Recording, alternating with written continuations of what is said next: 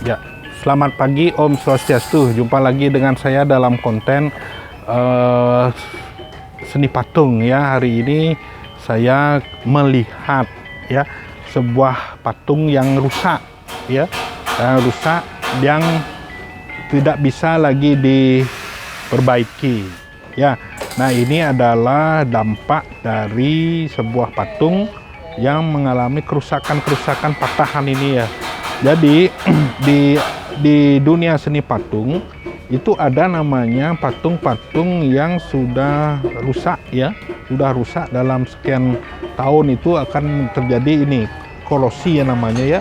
Ini korosi namanya ya, korosi, dan ini kalau direnovasi tidak mungkin ya.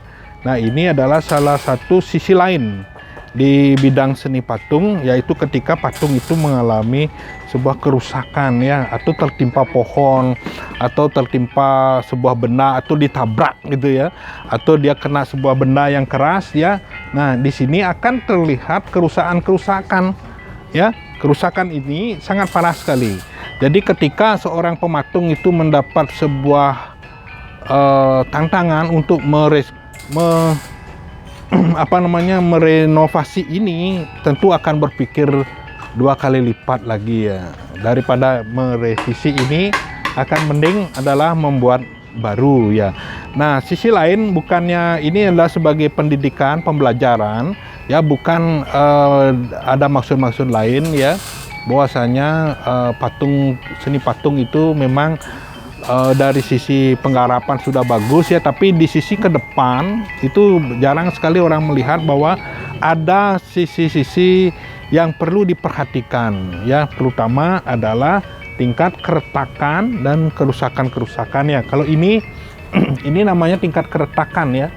Ini tingkat keretakan, dia patah. Kalau dia dibentuk lagi akan memerlukan sebuah konstruksi baru, dan dia tidak akan bisa menyatu lagi, sehingga konstruksinya akan menjadi aneh ya dari bentuk semula. Kemudian pecahan-pecahan ini, nah ini namanya keretakan ya, keretakan, sehingga patung beton itu perlu diedukasi ya, perlu dipikirkan atau perlu diteliti juga bagaimana cara atau metode merestorasi patung beton ini ya.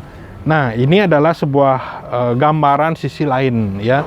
Sisi lain, kita tidak melihat sisi-sisi yang terbaik, tapi sisi lain juga perlu dilihat. Nah, dalam Merdeka Belajar ini ya, saya tunjukkan bahwa sisi lainnya ya, bukan pada maksud-maksud tertentu, sehingga perlu dipertimbangkan bahwa pematung itu adalah baik itu campuran betonnya, kualitas besinya, kemudian pengamanannya, kemudian tata letaknya, kemudian situasinya ya, sehingga memiliki sebuah daya lihat yang baik, sehingga rawan akan terjadi kerusakan patung ya. Demikian dari saya, mudah-mudahan konten ini bisa bermanfaat di dunia pendidikan dan dapat menjadi edukasi dan pembelajaran, baik itu untuk penelitian dan untuk pengembangan bidang seni patung ke depan. Terima kasih, sampai jumpa di konten berikutnya.